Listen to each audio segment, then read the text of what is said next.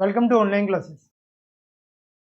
So as you all know, we have discussed chapter 1 in our previous class. Today we will discuss chapter 2 of history class 9. Class 9 का history हम करने वाले हैं. चलिए आ जाइए इस पे. क्लास 9 की हिस्ट्री हम यहाँ पे करने वाले हैं. इसमें हम चैप्टर 2 करेंगे.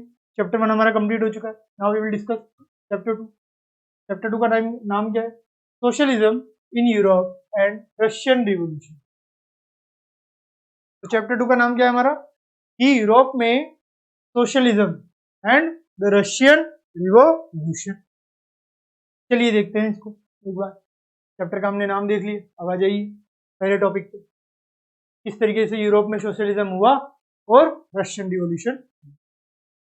तो the age of social change. तो किस तरीके से सोशलिज्म वर्ल्ड में डेवलप हुआ वो हम यहाँ पे डिस्कस करने वाले हैं. वो सारी चीजें हम क्या करेंगे यहाँ पे डिस्कस करेंगे. किस तरीके से ये सब हो गया. तो चलिए देखते हैं. The age of social change. In the previous chapter, you read about the popular ideas of freedom and equality that circulated in Europe after the French Revolution. हमने पिछले वाले में फ्रेंच रिवॉल्यूशन के बारे में देखा था. ठीक है. अब हम क्या देखेंगे? The French Revolution opened up the possibility of creating a dramatic change in the way in which society was structured. तो जिस तरीके से सोसाइटी स्ट्रक्चर थी उसको चेंज लाया था कौन? French revolution. आपको पता है मोनार्की, फिर कॉन्स्टिट्यूशन मोनार्की, फिर रिपब्लिक, फिर मोनार्की. इस तरीके से चेंजेस आते रहते थे. As you read before the 18th century, your society was broadly divided into states. जैसे आपको बताया था 3 स्टेट्स में जो है बटी हुई है सोसाइटी. इसमें फ्रांस में उसी तरीके से और में बटी हुई थी. And orders, and it was the aristocracy and church which controlled economic and social power. तो चर्च के पास ज्यादा पावर दे दी जाती थी. किसके पास दे दी जाती थी ज्यादा पावर? चर्च के पास. उनके पास ज्यादातर ऐसी पावर्स रहती है. Suddenly after the revolution, French revolution जो भी हमने पिछले वाले चैप्टर में पढ़ा था, तो आफ्टर द रिवॉल्यूशन क्या हो गया? अचानक से it seemed possible to change this. कि भाई सारी चीजें हम चेंज कर सकते हैं. Possible. In many parts of the world, including Europe and Asia, new ideas about individual rights and who controls social power began to be discussed. कि social power किसके हाथ में होनी चाहिए ये डिस्कस होने लग गया. कि भाई किस किस के पास में सोशल पावर होनी चाहिए वो भी तो पता लगे. वो डिस्कस होने लग गया. In India, Raja Ram Mohan Roy and Derozio talked of the significance of the French revolution. इन्होंने फ्रेंच रिवॉल्यूशन के बारे में डिस्कशन करना स्टार्ट कर दिया इंडिया में. And many others debated the ideas of post revolutionary Europe. कई लोगों ने डिस्कस किया. The developments in the colonies in turn reshaped these ideas of societal. कि भाई फ्रांस में जब रिवॉल्यूशन हो सकता है तो हम क्यों नहीं कर सकते भाई. ये सारी चीजें होने लग गई. Not everyone in Europe however wanted a complete transformation of society. मगर ऐसा भी नहीं है कि हर कोई चाहता था पूरे यूरोप में कि भाई ट्रांसफॉर्मेशन होना ही चाहिए. कुछ लोग तो पक्षधर नहीं थे और राजा तो कभी करते ही नहीं थे. Monarchs are never against. तो ट्रांसफर जो रिस्पॉन्सेस थे varied from those who accepted that some change was necessary but wished for a gradual shift. क्या है कि रेस्पॉन्सेज वेरी करते हैं from those who accepted that some change was necessary but wished for a gradual shift. उन्हें यह था कि कुछ चेंज तो चाहिए बट वो ग्रेजुअल शिफ्ट नहीं चाहते. वो नहीं चाहते थे कि अचानक से शिफ्ट हो जाए. धीरे धीरे हो. ग्रेजुअल शिफ्ट चाहते थे ना कि अचानक सडनली शिफ्ट नहीं चाहते. तो those who wanted to restructure society radically. ऐसा नहीं रेडिकली आप आज ही जो है पूरा चेंज कर दो पूरी सोसाइटी को. करो मगर धीरे धीरे करो. अचानक से करोगे तो लोगों में जो है और ज्यादा परेशानियां उत्पन्न हो जाएगी. ये जो है डर बना रहता था सब जगह. अब सम वर कंजर्वेटिव, कुछ क्या थे, कुछ कंजर्वेटिव थे, अदर्स वर लिबरल्स और radicals. What did these terms really mean in the context of the time? What separated these strands of politics and what linked them together? We must remember that these terms do not mean the same thing in all contexts or at all times. तो हर जगह इनका मतलब जो है वो एक ही नहीं होता, कभी कभी इनका कुछ और भी मतलब सेंटेंस के अकॉर्डिंग निकल जाया करता है. ये हम हमारी शुरुआत का पढ़ रहे हैं, हमारा अभी तक टॉपिक स्टार्ट नहीं है. We will look briefly at some of the important political traditions of the 19th century and see how they influenced change. देखेंगे किस तरीके से उन्होंने चेंज किया. Then we will focus on historical event in which there was an attempt at a radical transformation of society. तो radically चाहते थे violence के साथ, बिल्कुल नहीं, अटेम्प्ट था इसके ही करने का, बट होता नहीं था. Through the revolution in Russia, socialism became one of the most significant, powerful ideas to shape society in the 20th century. 20th century में जो रशिया में रिवॉल्यूशन हुआ, उसने सोशलिज्म को एक बहुत ही बड़ी पावर दी थी. क्या दे दी? सोशलिज्म को एक बहुत बड़ी पावर दी थी. अब आगे देखिए, अब हमारा पहला टॉपिक आता है आज का, लिबरल्स, रेडिकल्स एंड कंजर्वेटिव. आज के समय भी आप देख लीजिए, लिबरल पार्टीज देखी होगी आपने, कुछ रेडिकल कम्युनिस्ट पार्टीज देखी होगी, कुछ कंजर्वेटिव पार्टीज होगी.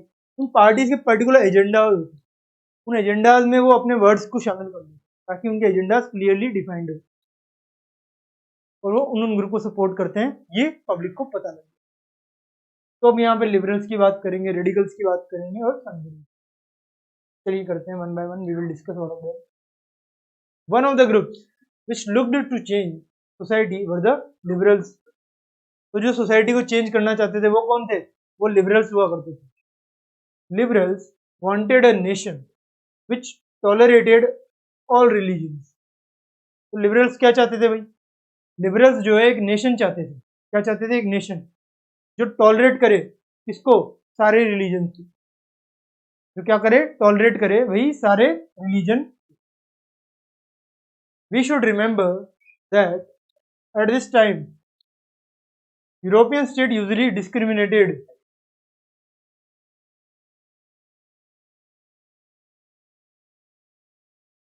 favor of one religion or another.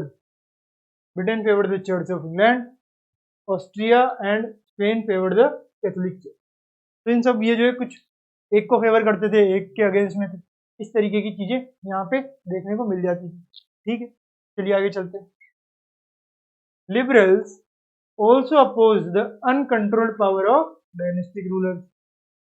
Liberals इतना ही नहीं, liberals जो है वो क्या करते थे, जो डायनेस्टिक रूलर्स है ना उनकी पावर्स को बहुत ज्यादा क्रिटिसाइज करते. भाई आप ये सब क्या कर रहे हो, थोड़ा कम करो जो भी कर रहे हो. They wanted to safeguard the rights of individuals against government. वो क्या करना चाहते थे? वो राइट्स जो है ना उनको प्रोटेक्ट करके रखना चाहते थे. किसके? इंडिविजुअल्स के, गवर्नमेंट्स के. They argued for a representative elected parliamentary government subject to laws interpreted by a well trained judiciary that was independent of rulers and officials. तो इस तरीके के जो है लिबरल्स डिमांड किया करते. However, they were not Democrats. Liberal थे वो, मगर वो डेमोक्रेट्स नहीं. They did not believe in universal adult franchise, that is the right of every citizen to vote. तो जो ये यूनिवर्सल एडल्ट फ्रेंचाइज है ना कि हर किसी का राइट होना चाहिए वोट करने, इसके फेवर में नहीं थे. कौन? लिबरल्स. वो डेमोक्रेट्स नहीं थे, वो लिबरल्स थे. सारी चीजें चाहते थे बट डेमोक्रेसी नहीं थे. और राइट टू वोट भी सिटीजन को नहीं मिलना चाहिए, इसके पक्षधर भी नहीं थे. They felt men of property mainly should have the. वो क्या चाहते थे?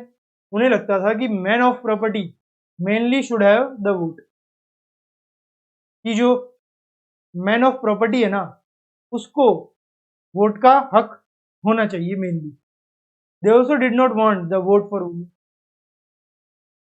और वुमेन के लिए नहीं मांगते थे भाई वोट. तो जिसके पास प्रॉपर्टी होगी वही वोट करे, वो चाहते थे कौन? लिबरल्स। लिबरल्स ये चाहते थे भाई जिसके पास पैसा होगा वही वोट करेगा। दे फेल्ट, ये तो हमने देख लिया, और वुमन को वोट नहीं देना चाहते थे लिबरल्स। तो ये हमने पढ़ लिया भाई लिबरल्स के बारे में। यहां तक हमने लिबरल्स के बारे में पढ़ा। कहां से पढ़ा था? यहाँ से शुरू हुए थे हम लिबरल्स के बारे में, यहाँ से शुरू हुए थे, और लिबरल्स को हमने यहाँ तक पढ़ लिया। लिबरल्स चाहते तो बहुत कुछ थे, बट कुछ ऐसी चीजें थी जो, क्योंकि वो डेमोक्रेट्स में थे, वो डेमोक्रेसी में बिलीव नहीं करते। अब रेडिकल्स की बात करते हैं। चलिए आ जाइए रेडिकल्स पे। In contrast, radicals wanted a nation in which government was based on the majority of a country's population. अब इसके विपरीत कॉन्ट्रास्ट जो रेडिकल्स थे वो बैलेंस करना चाहते थे। Wanted a nation in which government was based on the majority of a countries. वो चाहते थे कि जो मेजॉरिटी पॉपुलेशन बोले ना वही करना चाहिए गवर्नमेंट की। कौन चाहते थे? ये चाहते थे हमारे रेडिकल्स। रेडिकल्स की ये धारणा थी।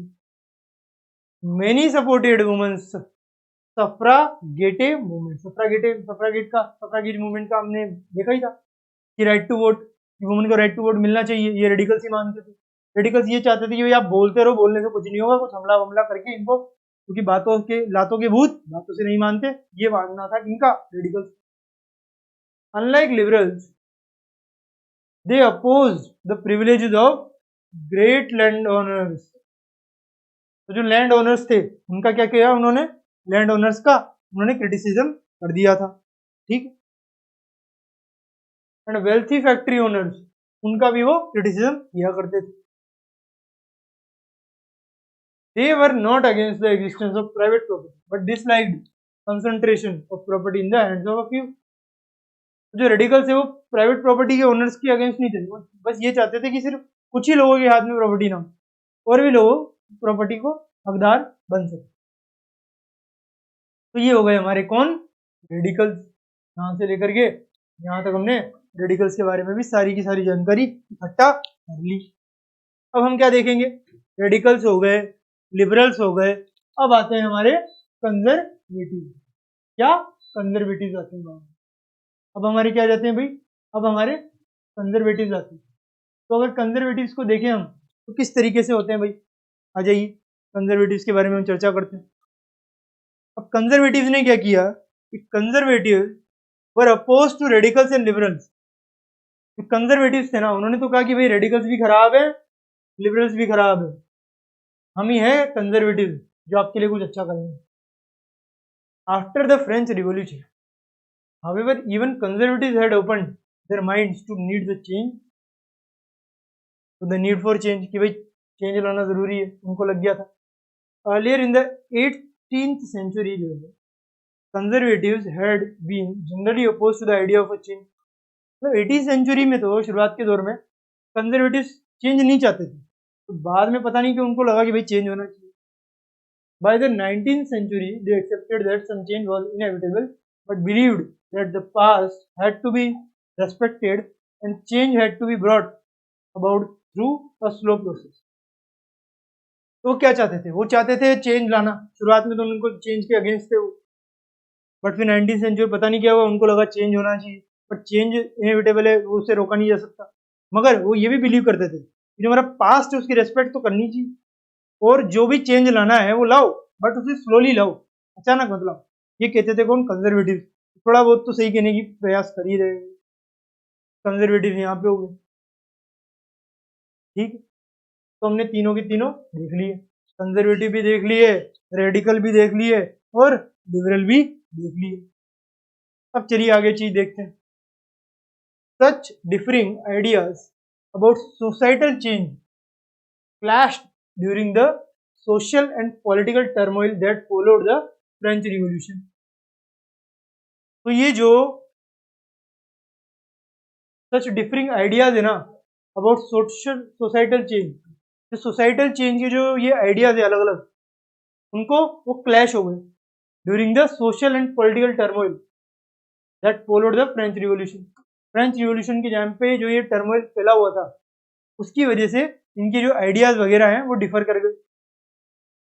The various attempts at revolution and national transformation in the 19th century helped define both the limits and potential of these political tendencies.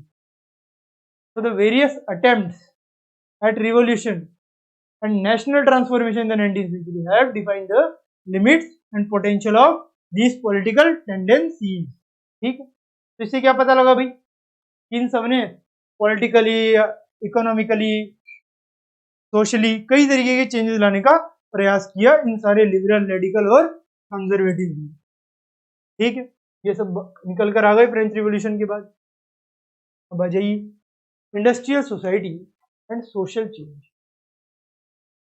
अब हम क्या देखेंगे, अब हम देखेंगे भाई इंडस्ट्रियल सोसाइटी और सोसाइटल चेंज किस तरीके से हुआ, वो भी एक बार नजर दौड़ा देते हैं। ये देखिए सफरगेट मूवमेंट जो मैंने आपको बताया था, right to vote, given by to the vote, ये हमने पढ़ा था फ्रेंच रिवॉल्यूशन के टाइम पे, फर्स्ट चैप्टर पढ़ा। अब देख रहे हैं industrial society and social change किस तरीके से आता है। चलिए आ जाइए देखते हैं। These political trends were science of new time. ये जो पॉलिटिकल ट्रेंड्स है ना, ये साइन है किसके, नए टाइम की। It was a time of profound social and economic changes. ये क्या है, ये वही टाइम है जो बताता है इकोनॉमिक और सोशल चेंज के बारे में। इसके बारे में इकोनॉमिक चेंज और सोशल चेंज के बारे में हमें ये बताता है। मान लिया भाई बताता होगा हमें इकोनॉमिक और सोशल चेंज के बारे में, मगर इसका यहाँ पे क्या रोल है वो हमें देखना होगा, किस तरीके से सोसाइटी में सोशल चेंज वगैरह है। So it was a time when new cities came up and new industrialized regions developed, railways expanded and the industrial revolution occurred. तो इंडस्ट्रियल रिवोल्यूशन जो है वो होने लग गया। इसमें क्या हो गया कि इंडस्ट्रियल रिवोल्यूशन जो है स्टार्ट होने लग गया। Industrialisation brought men, women and children to factory. और जब इंडस्ट्रियलाइजेशन हुआ, मशीनें आई, तो मैन, वुमेन, चिल्ड्रन, इन सबको फैक्ट्रीज पे लगा दिया गया, तो काम करो। Work hours were often long and wages were poor. तो काम करने वाले जो घंटे थे वो बहुत ज्यादा थे, और जो लोग थे वो बहुत ही ज्यादा गरीब थे। Unemployment was common. अनएम्प्लॉयमेंट कैसा था भाई, कॉमन था, particularly during times of low demand for industrial goods. मतलब डिमांड कम थी इंडस्ट्रियल गुड्स की, इसलिए जो अनएम्प्लॉयमेंट था वो बहुत ही ज्यादा कॉमन था। चाहे फैक्ट्री में कितने भी लगा लो, अनएम्प्लॉयमेंट फिर भी बढ़ रहा था। क्यों, क्योंकि इतनी डिमांड थी नहीं इंडस्ट्रियल गुड्स। अब housing and sanitisation were problem since towns were growing rapidly. अब अगर टाउन्स रैपिडली ग्रो करेंगे तो सैनिटाइजेशन, साफ सफाई, हाउसिंग वगैरह करना मुश्किल हो जाएगा। ये सारी की सारी प्रॉब्लम्स खड़ी हो रही थी, कैसे घर बनाए, साफ सुथरा रखें हर जगह को। तो liberals and radicals search for solution to these issues. जितने भी इश्यूज थे ना अनएम्प्लॉयमेंट के, ये सब फैक्ट्रीज में काम करने वाले इंडस्ट्रियलाइजेशन के, इन सब के बारे में लिबरल्स और रेडिकल्स ने बहुत ज्यादा विचार विमर्श किया, सॉल्यूशन ढूंढने की कोशिश की। देखिए लंदन पुअर कोई बता रखा है आपको, बहुत ज्यादा पुअर थे, डिमांड ही नहीं थी। अब almost all industries were the property of individuals. अब जितनी भी इंडस्ट्रीज थी वो इंडिविजुअल्स की प्रॉपर्टी थी। Liberals and radicals themselves were often property owners and employers। कई बार तो जो लिबरल्स थे और रेडिकल्स विचार रखते थे ना, वो खुद ही इन इंडस्ट्रीज वगैरह को चलाया करते थे और बोलते थे कि भाई इनमें ये नहीं होना चाहिए, इनमें वो नहीं होना चाहिए, जो कि खुद ही मालिक हुआ करते थे बहुत सी इंडस्ट्री। मतलब दोहरा रुख था इनका भी। Having made their wealth through trade or industrial ventures, they felt that such efforts should be encouraged। जब ये सब हो रहा था तो क्या फेल्ट हुआ, they felt that such effort should be encourage. इस तरीके का एफर्ट को एंकरेज कर देना चाहिए। That it's benefits would be achieved if the work force in the economy was healthy and citizens were educated. तो भाई अगर वेल्थ होगी, ट्रेड होगा, तो लोगों में इंकरेजमेंट आएगा। तो जैसा कि मैं आपको बता रहा हूं कि हेल्थी सिटीजंस और वेल एजुकेटेड सिटीजंस होंगे तब जाके वर्कफोर्स अच्छी होगी और इंडस्ट्रीज जो है वो भी ज्यादा से ज्यादा प्रोडक्टिविटी करेगी।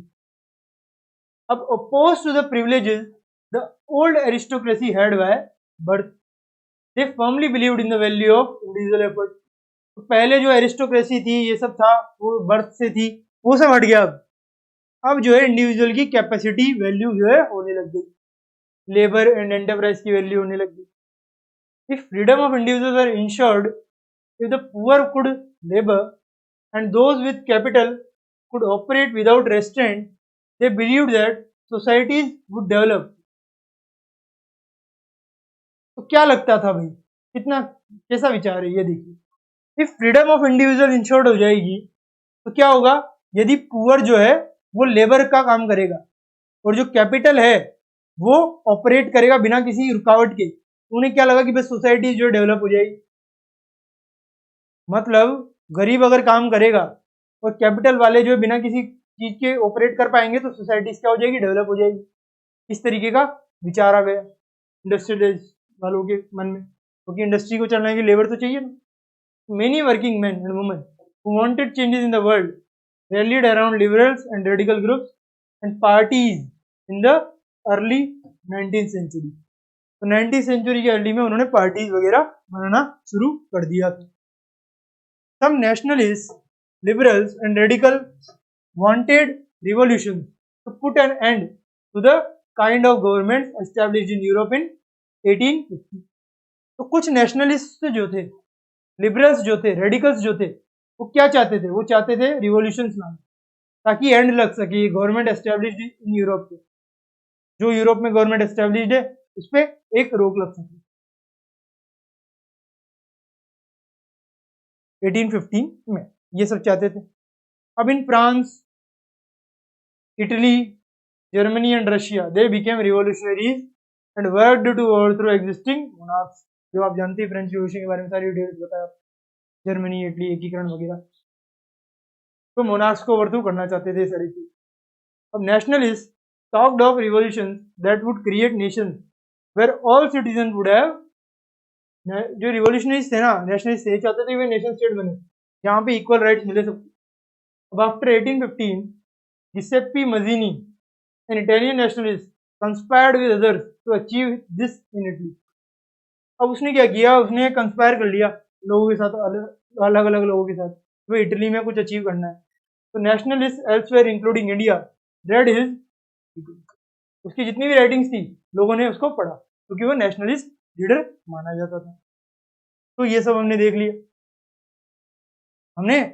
कि भाई किस तरीके से इंडस्ट्रियल सोसाइटी और सोशल चेंज लाने की ये सब कोशिश की जा रही थी। अब हम पढ़ेंगे coming of socialism in Europe. अब किस तरीके से सोशलिज्म यूरोप में आना शुरू हो गया, ये हम पढ़ना शुरू करेंगे। चलिए इसके बारे में ज्यादा से ज्यादा डिटेल्स मैं आपको आपके पिछले पार्ट में बताऊंगा, इसमें आपको थोड़ी सी हम डिटेल्स एक बार देख लेते हैं। चलिए देखते हैं। Perhaps one of the most far-reaching vision of how society should be structured was socialism। किस तरीके से सोशलिज्म होना चाहिए उसके बारे में सारी चीजें बात करें। तो इस सोसाइटी जो है किसी भी तरीके से स्ट्रक्चर्ड हो तो सोशलिज्म तरीके से स्ट्रक्चर्ड होनी चाहिए। By the mid 19th century Europe, मतलब मिड 19th सेंचुरी यूरोप में socialism was a well known body of ideas that attracted widespread attention. तो सोशलिज्म ने बहुत ज्यादा अटेंशन गिरी हुई। क्या हुआ कि सोशलिज्म ने बहुत ज्यादा अटेंशन गिरी मिड 19th सेंचुरी में, बहुत ही ज्यादा। अब socialist were against private property, socialist जो है प्राइवेट प्रॉपर्टी के अगेंस्ट थे, वो चाहते थे सब कुछ गवर्नमेंट के हाथ में, सरकार के हाथ में। And saw it as the root of all social evils of the time, कि भाई सारी सोशल एविल्स का कारण यही है। वाई, क्यों भाई, क्योंकि individuals own the property that give employment but the proprietors were concerned only with the personal gain and not with the welfare of those who made the property productive. मतलब जो productive property बना रहा है उसके लिए कोई ध्यान नहीं देता था, जो प्रॉफिट्स कमा रहे थे सारे जिनकी प्रॉपर्टी थी बस वही थी। तो इसी वजह से हमें सोशलिज्म पे ध्यान देना चाहिए और प्राइवेट प्रॉपर्टी वालों को खत्म कर देना चाहिए। So if society as a whole, rather than single individuals control property, more attention would be paid to collective social interests. Socialists wanted this change and campaigned for it. कि भाई private property हटाओ और जितनी भी societies हैं उनमें उनको ये सारी प्रॉपर्टीज दे दो, वो सोसाइटीज में बांट देंगी। तो ये सारी चीजें सोशलिज्म में आती है। ये हमने सोशलिज्म का ओवरव्यू पढ़ लिया। अब इसके बारे में बाकी डिटेल्स किस तरह की यूरोप में पहले हम हमारे नेक्स्ट पार्ट में करेंगे। तब तक के लिए thank you very much, have a nice day.